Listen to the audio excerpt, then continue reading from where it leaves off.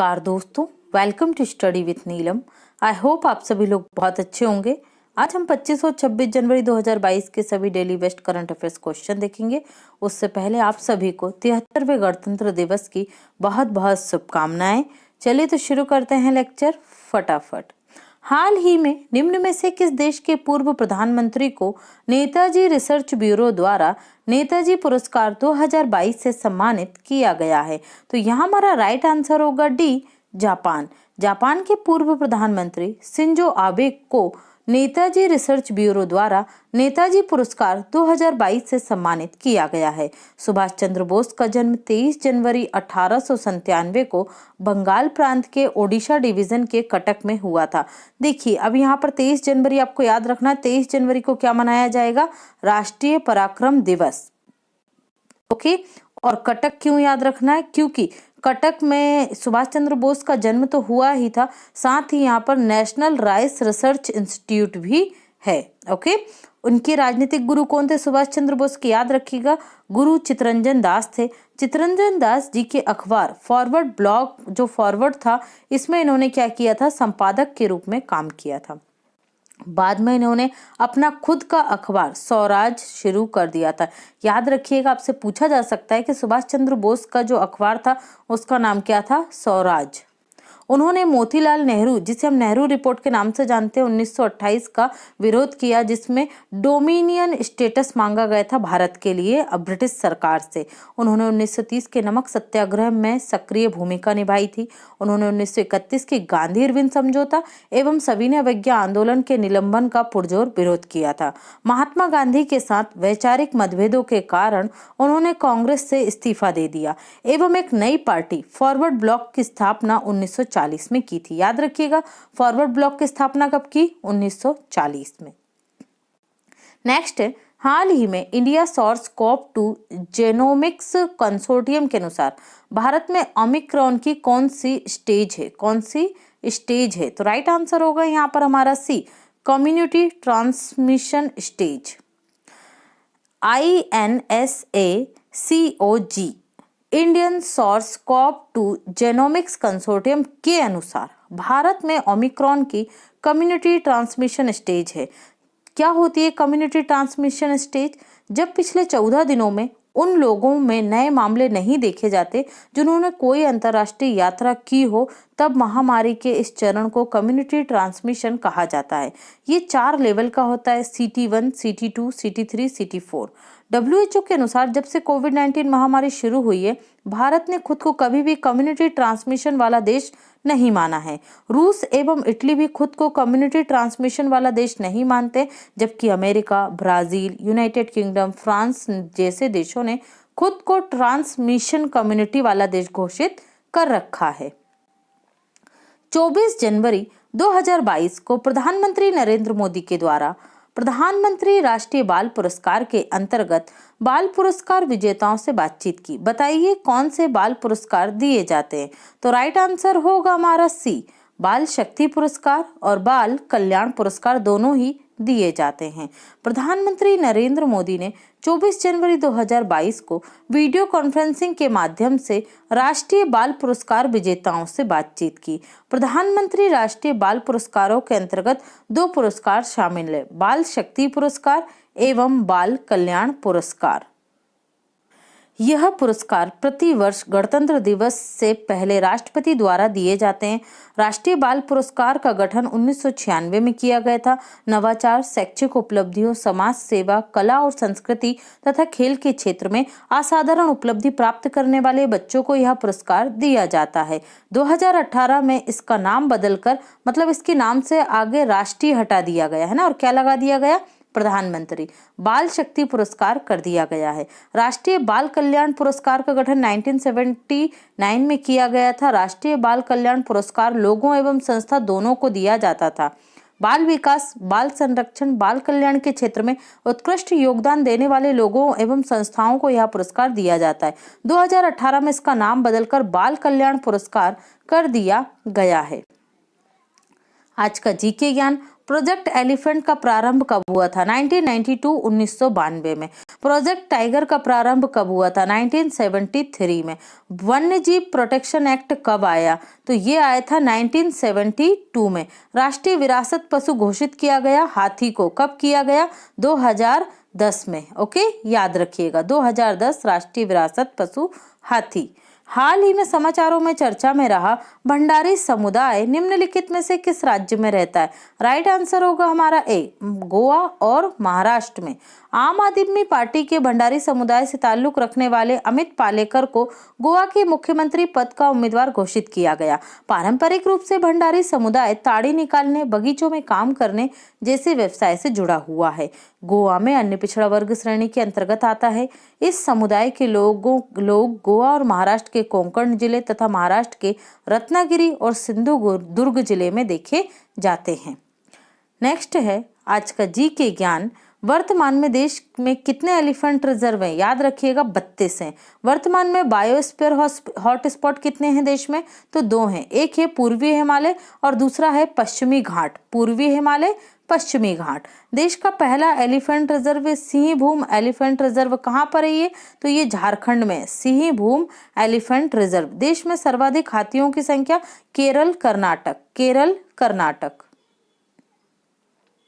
हाल ही में किस देश में ऑनलाइन सेफ्टी एक्ट लागू किया गया जिसके अनुसार ई सेफ्टी कमिश्नर को ये अधिकार दिया गया है कि वह सोशल मीडिया वेबसाइटों को कंटेंट हटाने के आदेश दे सकते हैं? तो राइट आंसर होगा यहाँ पर हमारा ऑस्ट्रेलिया की सरकार द्वारा ये कानून लाया गया है।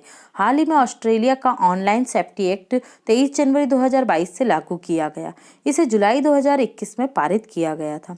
इसके अंतर्गत ई सेफ्टी कमिश्नर को ये अधिकार दिया गया है कि वह सोशल मीडिया वेबसाइटों को कंटेंट हटाने का आदेश दे सकते हैं। इस कानून में बुलिंग को भी परिभाषित किया गया है। इसके अंतर्गत वयस्कों के साथ साथ बच्चों के खिलाफ होने वाली बुलिंग को भी शामिल किया गया। बुलिंग क्या होती है? किसी को परेशान करना, प्रताड़ित करना। ओके। हाल ही में प्रसिद्ध व्यक्तित्व आर नागस्वामी का निधन हो गया।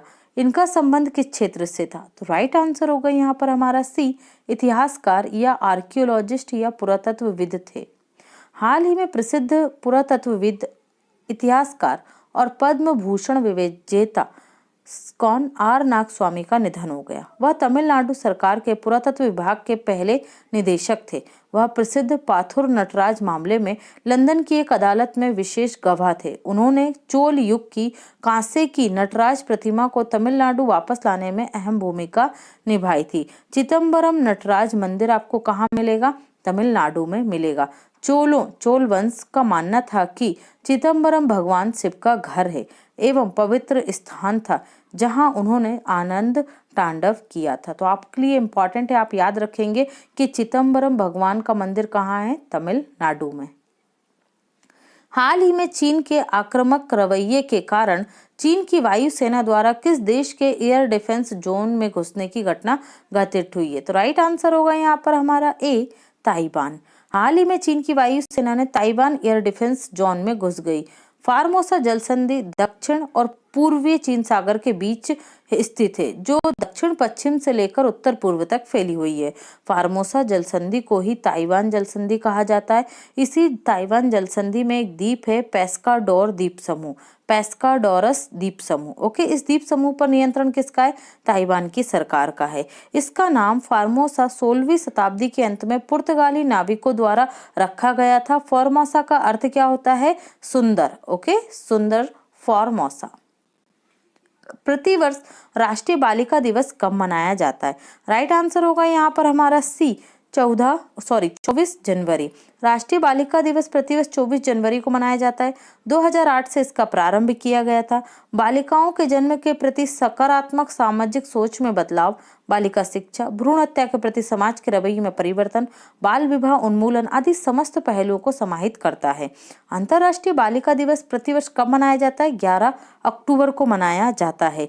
बेटी बचाओ बेटी पढ़ाओ योजना हरियाणा के पानीपत से 22 जनवरी 2015 को प्रारंभ की गई थी। तो ये पॉइंट भी आप याद रखेंगे क्योंकि ये 2 क्वेश्चन एग्जाम में पूछे जा चुके हैं। ओके, अंतर्राष्ट्रीय बालिका दिवस 11 अक्टूबर और बेटी बचाओ बेटी पढ़ाओ ये कब शुरू हुई थी? तो हरियाणा से 2015 में शुरू हुई थी।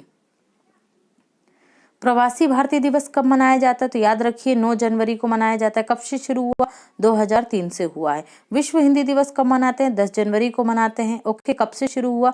2006 से शुरू हुआ। पहला विश्व हिंदी सम्मेलन कब हुआ था? 1975 में नागपुर में हुआ था।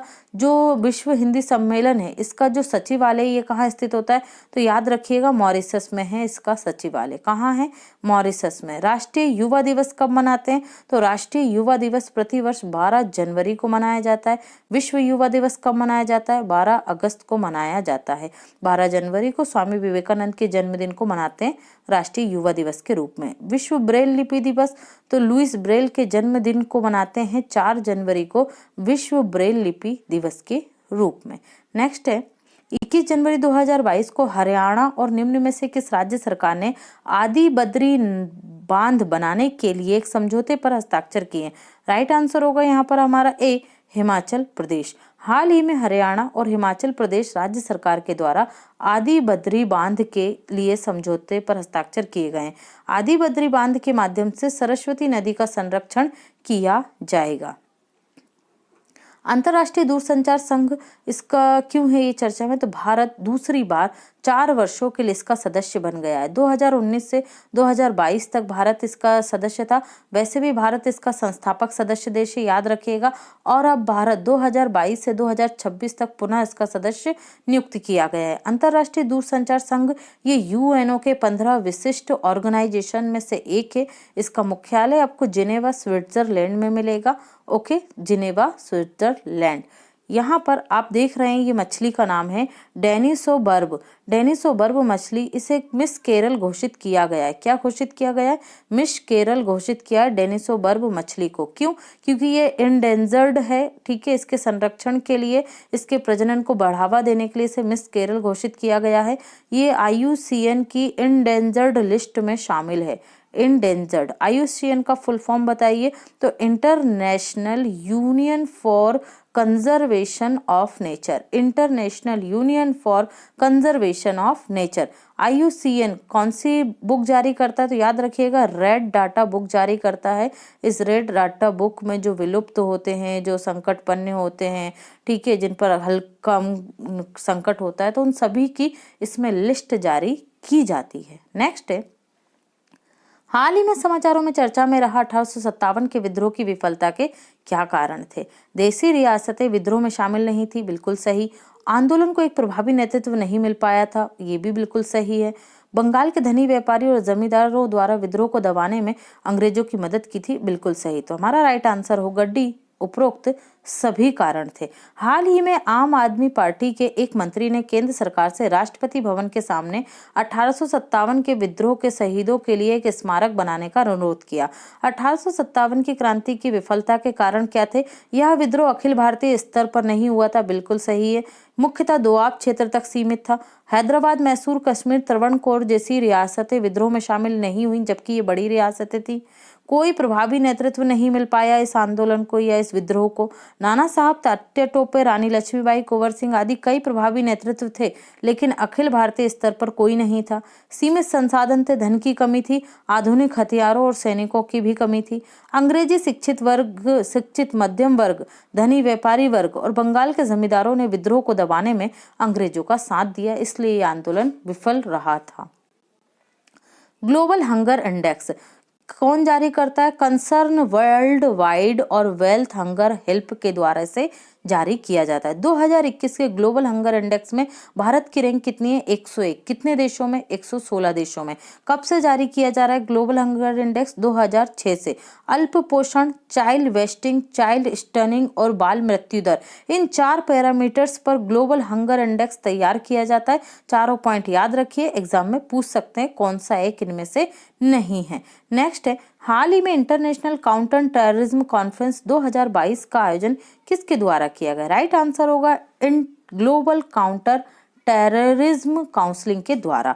हाल ही में इंटरनेशनल काउंटर टेररिज्म कॉन्फ्रेंस 2022 का आयोजन ग्लोबल काउंटर टेररिज्म काउंसिलिंग के द्वारा किया गया। ग्लोबल काउंटर टेररिज्म काउंसिलिंग एक अंतर्राष्ट्रीय थिंक टैंक काउंसिलिंग है। इसका उद्देश्य दुनिया भर में आतंकवादी गतिविधियों को रोकना है। नेक्स्ट है इलेक्टोरल बॉन्ड, 5 राज्यों में चुनाव है तो पता होना चाहिए हमें इलेक्टोरल बॉन्ड क्या होते हैं। राजनीतिक पार्टियों को वित्तीय सहायता देने के लिए ये बॉन्ड जारी किए जाते हैं जिससे भ्रष्टाचार में कमी लाई जा सके। तो ये बॉन्ड 1,000, 10,000, 10 लाख और 1 करोड़ रुपए तक के जारी किए जाते हैं। कौन देता है ये बॉन्ड? तो ये भारतीय स्टेट बैंक के द्वारा दिए जाते हैं इलेक्टोरल बॉन्ड। ओके, याद रखिएगा। इस SBI के वर्तमान में अध्यक्ष कौन है? दिनेश कुमार खारा हैं। कौन है? दिनेश कुमार खारा। शक्तिकांत दास, ये RBI के 25वें क्रम के गवर्नर है। किसके? RBI के 25वें क्रम के गवर्नर है। डिजिटल भुगतान सूचकांक कौन ने जारी किया है अभी? तो ये RBI के द्वारा ही जारी किया गया था। नेक्स्ट है, हाल ही में सुप्रीम कोर्ट के द्वारा निम्न में से किस क्षेत्र में केंद्र सरकार से एक अखिल भारतीय स्तर पर अखिल भारतीय सेवा के गठन की स्थापना करने को कहा गया है? राइट आंसर होगा यहाँ पर हमारा सी, अखिल भारतीय पर्यावरण सेवा के लिए कहा गया है। हाल ही में सुप्रीम कोर्ट ने केंद्र सरकार से अखिल भारतीय स्तर पर एक अखिल भारतीय पर्यावरण सेवा की स्थापना करने को कहा है। ज्ञात है कि 2014 में पूर्व कैबिनेट सचिव TSR सुब्रमण्यम की अध्यक्षता वाली एक समिति के द्वारा भारतीय पर्यावरण सेवा का निर्माण करने की सिफारिश की गई थी। इस समिति की स्थापना देश में पर्यावरण कानूनों की समीक्षा करने के लिए की गई थी।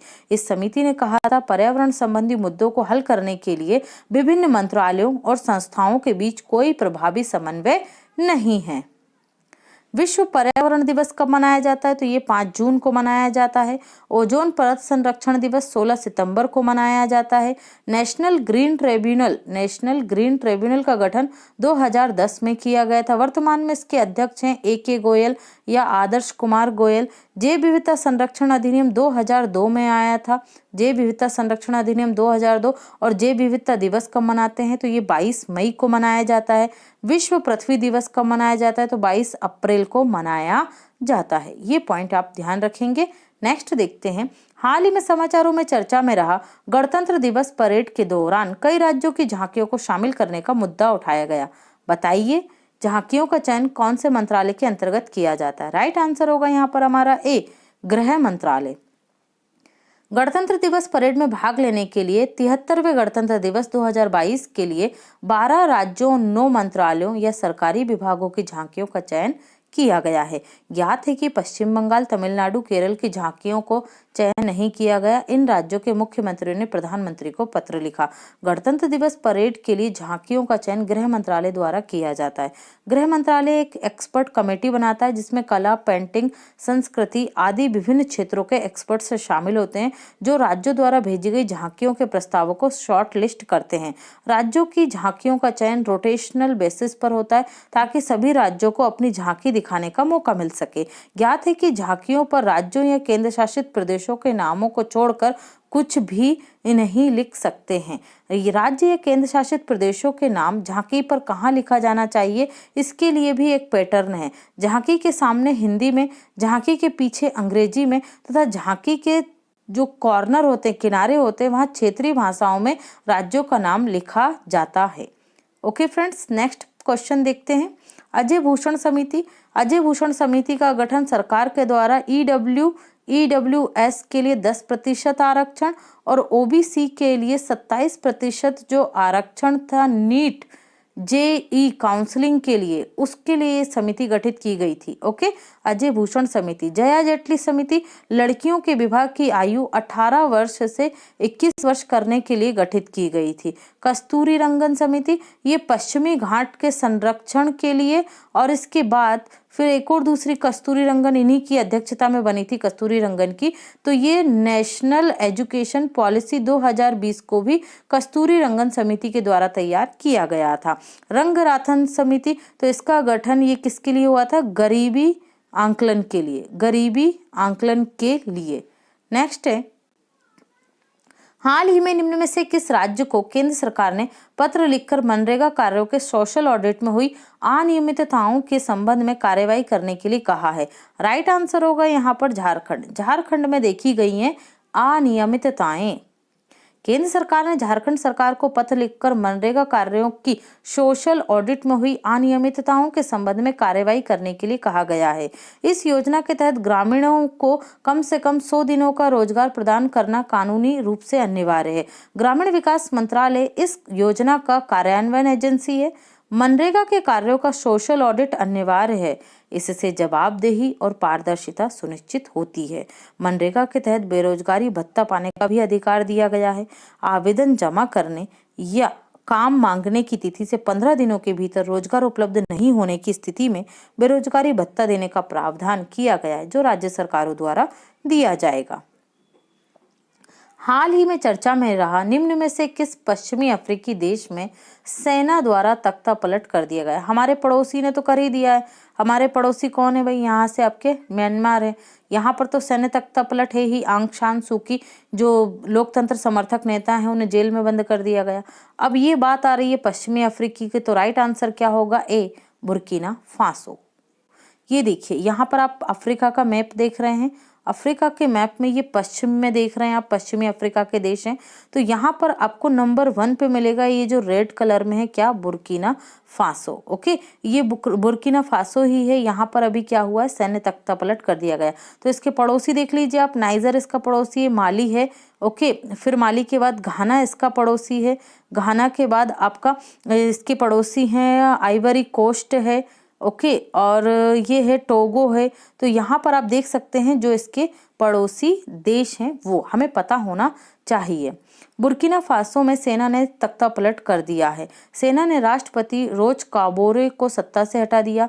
बुर्किना फासो पश्चिमी अफ्रीका में स्थित एक लैंड लॉक्ड या भू अवस्थित देश है। ठीक है, यहाँ देखिए लैंड लॉक्ड या भू अवस्थित देश है। तो यहाँ पर आप इसकी लोकेशन देखिए क्या है। ये चारों तरफ से माली, नाइजर, टोंगो, नाइजेरिया, घाना, आइवरी कोस्ट, इन देशों से घिरा हुआ है ना। तो इसलिए इसे क्या बोलेंगे? Land locked. और विश्व का सबसे बड़ा लैंड लॉक्ड कंट्री कौन सा है? कजाकिस्तान है। बुर्किना फासो की राजधानी और सबसे बड़ा शहर ओगाडोगो है। क्या है? ओगाडोगो। यह फ्रांस का उपनिवेश था। बुर्किना फासो 1960 में फ्रांस से आजादी मिली है। बुर्किना फासो का अर्थ होता है ईमानदार पुरुषों की भूमि।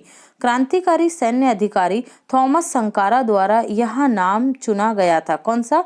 Burkina Faso. जब यह आजाद हुआ था 1960 में, तब थॉमस संकारा ने 1983 में यहाँ की सत्ता संभाली थी और 1987 में उन्हें मार दिया गया था। तो याद रखिए तख्ता पलट हुआ है बुर्किना फासो में।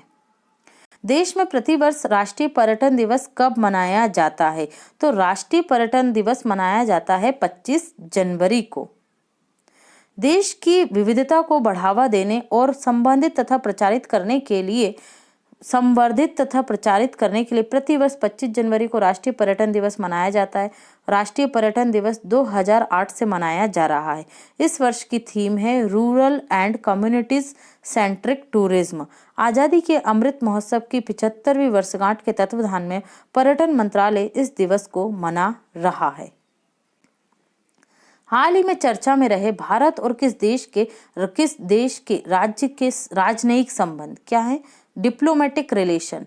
राजनयिक संबंधों की 30वीं वर्षगांठ मनाई जा रही है। राइट आंसर होगा इजराइल। ओके, यहाँ पर आप देख रहे हैं ये लोगो बना है 30 years India Israel relationship. Bharat और इजराइल के राजनयिक संबंधों की 30वीं वर्षगांठ मना रहे हैं। इस अवसर पर दोनों देशों ने स्मरणीय लोगो जारी किया है। इस लोगो में स्टार ऑफ डेविड जो इजराइल का सिंबल है और अशोक चक्र तथा द्विपक्षीय संबंधों की 30वीं वर्षगांठ को दर्शाते हुए 30 अंक बना हुआ है। हमने देख चुके हैं पीछे लोगो। अशोक चक्र और स्टार ऑफ डेविड क्रमशः भारत और इजराइल के राष्ट्रीय ध्वज हैं। अब आपसे यहाँ पे ये भी पूछा जा सकता है राष्ट्रीय ध्वज को सुशोभित करते हैं ना। ये हमारे राष्ट्रीय ध्वज में क्या होता है? अशोक चक्र होता है और इजराइल के राष्ट्रीय ध्वज में स्टार ऑफ डेविड होता है। क्या होता है? स्टार ऑफ डेविड रहता है। अब ये याद रखिएगा कि इजराइल का राष्ट्रीय प्रतीक क्या है? तो स्टार ऑफ डेविड है। प्रतिवर्ष देश में राष्ट्रीय मतदाता दिवस मनाया जाता है? तो राइट आंसर होगा 25 जनवरी को मनाया जाता है। 25 जनवरी 1950 को भारतीय निर्वाचन आयोग की स्थापना हुई थी। पहले निर्वाचन आयुक्त केसी नियोगी हैं। वर्तमान निर्वाचन आयुक्त सुशील चंद्रा हैं। ओके, कितने सदस्यीय वर्तमान निर्वाचन आयुक्त? 3 सदस्यीय, एक मुख्य निर्वाचन आयुक्त, 2 अन्य निर्वाचन आयुक्त। संविधान के अनुच्छेद 324 से 329 तक निर्वाचन आयोग का उल्लेख किया गया है। वयस्क मताधिकार प्रणाली अपनाई गई है। हमारे देश में 18 वर्ष का व्यक्ति क्या डाल सकता है? वोट डाल सकता है। ठीक है, 25 जनवरी को मनाया जाता है। इसका उद्देश्य देश में मतदाताओं को चुनावी प्रक्रिया में भाग लेने के लिए प्रोत्साहित करना है। अधिक युवा मतदाताओं की चुनावी प्रक्रिया में भागीदारी को प्रोत्साहित करने के लिए 25 जनवरी 2011 को पहली बार राष्ट्रीय मतदाता दिवस मनाया गया था। इसकी थीम क्या है? Making election inclusive. Okay, making election inclusive और accessible and participative. Making election inclusive, accessible and participative, याद रखिएगा। ओके फ्रेंड्स, तो ये था हमारा 25 और 26 जनवरी 2022 का सभी best current affairs question. I hope आपको लेक्चर पसंद आया होगा। आप हमें सभी डिफरेंट सोशल मीडिया प्लेटफॉर्म पर फॉलो कर सकते हैं। लिंक आपको डिस्क्रिप्शन बॉक्स में मिल जाएगा। टेलीग्राम चैनल जरूर ज्वाइन कीजिए। यहाँ पर आपको डेली के जो क्विज होता है वो मिलेगा, और उसके साथ ही अगर आप एमपी के स्टूडेंट हैं तो आपके लिए बहुत ही ज़्यादा बेनिफिशियल है। एक बार टेलीग्राम चैनल पर ज़रूर जाइए। सबसे पहले आपको वीडियो का नोटिफिकेशन वहीं से मिलेगा, क्योंकि कई बार यूट्यूब से नोटिफिकेशन लेट जाते हैं। ओके, तो डाउनलोड कर लीजिए, ज्वाइन कर लीजिए फटाफट जाके। स्टडी विथ नीलम को लिंक मिल जाएगा आपको, और इस लेक्चर की पीडीएफ और इससे पहले के सभी लेक्चरों की पीडीएफ भी आपको टेलीग्राम चैनल पर प्राप्त हो जाएगी। Okay friends, thanks for watching and